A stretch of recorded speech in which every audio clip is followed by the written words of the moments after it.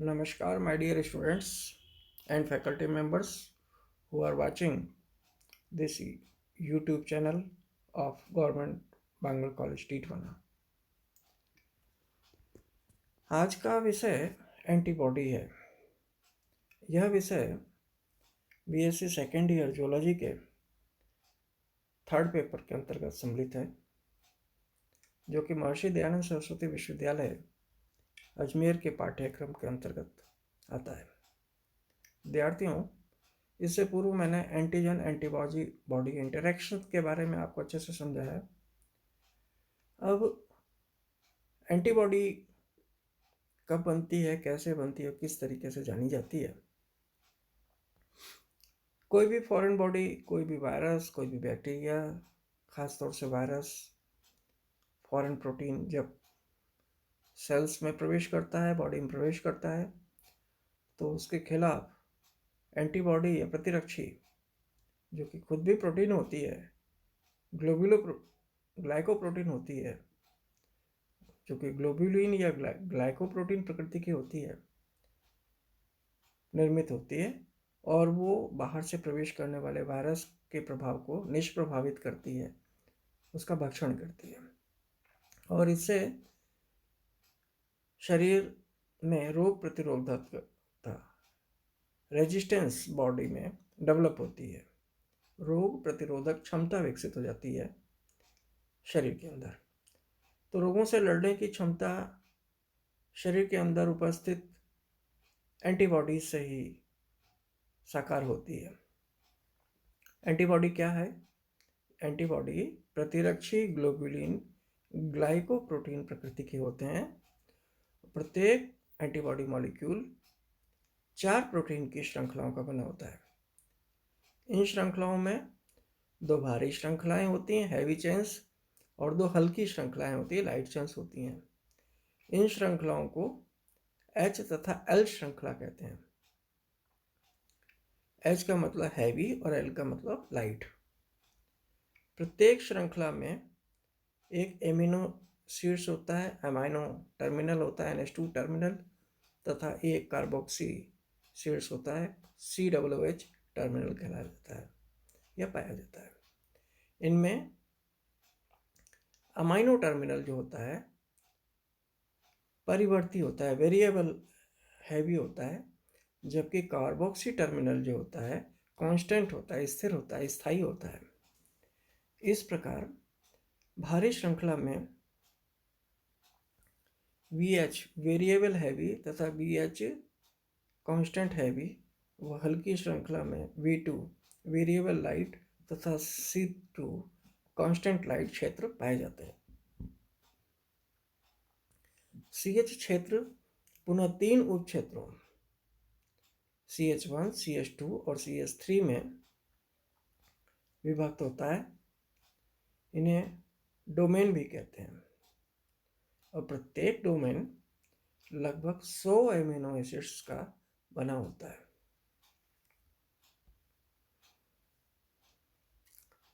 प्रतिरक्षी में या एंटीबॉडीज में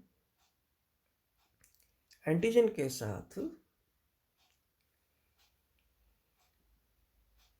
बाधित होने वाले स्थल परिवर्तनशील होते हैं, वेरिएबल क्षेत्र में पाए जाते हैं, और प्रतिरक्षी की सभी चेन, सभी श्रृंखलाएं आपस में डाइसल्फाइड बॉन्ड्स द्वारा जुड़ी रहती हैं। इम्यूनोग्लोबुलिन जी की H श्रृंखला मतलब हैवी श्रृंखला 440 एमिनो एसिड्स की, तथा L श्रृंखला 220 एमिनो एसिड्स की बनी होती है।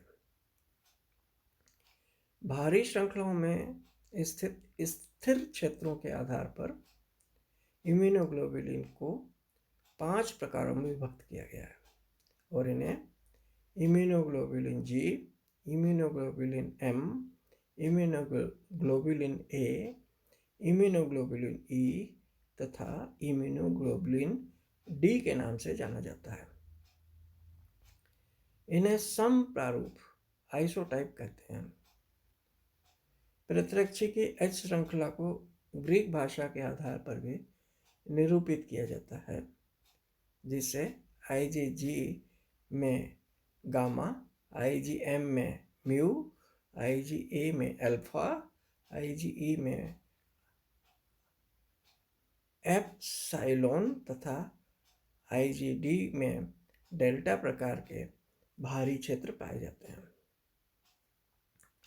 इन प्रतिरक्षियों को CH क्षेत्र में पाए जाने वाले सूक्ष्म अंतरों के आधार पर इन्हें पुनः उपवर्गों में वर्गीकृत किया गया है। इन प्रतिरक्षियों की L श्रृंखला के स्थिर क्षेत्रों में भी दो प्रकार के कप्पा तथा लैम्डा समरूप पाए जाते हैं। किसी भी प्रतिरक्षी के परिवर्तनशील क्षेत्र या वेरिएबल रेंज में कुछ श्रृंखलाएं अत्यधिक विविधताओं को दर्शाती हैं और इन्हें अधिचर क्षेत्र या हाइपर वेरिएबल रीजन्स या संपूर्ण की निर्धारक क्षेत्र कॉम्प्लीमेंट्री डिटरमिनेटिंग रीजन भी कहते हैं। ये अधिचर क्षेत्र ही एंटीजन बंधनकारी स्थल के निर्माण में भूमिका निभाते हैं। इस डायग्राम में आप देखिए, ये डिटेल डायग्राम है monomeric immunoglobulin with V and C domains. इसके अंदर आप ये देखिए, ये CDR1 CDR1 साइट्स हैं, ये बाइंडिंग साइट्स हैं, और ये S डाइसल्फाइड बॉन्ड्स हैं, ये S और ये S। इस तरीके से ये कार्बोक्सिल ग्रुप है, ये मिथाइल ग्रुप है। इस तरीके से ये जो स्थान है, ये WHO द्वारा एंटीबॉडी का जो डायग्राम बनाया गया है वो है detailed diagram of monomeric immunoglobulin with V and C domains. WHO द्वारा एंटीबॉडी को 3 वर्गों में बांटा गया है। वो 3 वर्ग क्या क्या हैं? वो हैं इम्यूनोग्लोबुलिन IgG, जिसको इम्यूनोग्लोबुलिन G के नाम से भी जाना जाता है। इसी तरह से इम्यूनोग्लोबुलिन M IgM, तीसरा होता है इम्यूनोग्लोबुलिन A IgA। इसके अलावा मानव रक्त प्लाज्मा में IgD व इम्यूनोग्लोबुलिन D व IgE इम्यूनोग्लोबुलिन E भी पाया जाता है। इम्यूनोग्लोबुलिन G या IgG1 सबसे अधिक मात्रा में पाए जाने वाली एंटीबॉडी है। यह अंतरासंवहनीय तथा अंतःसंवहनीय दोनों माध्यम में पाई जाती हैं तथा समान रूप से वितरित रहती हैं।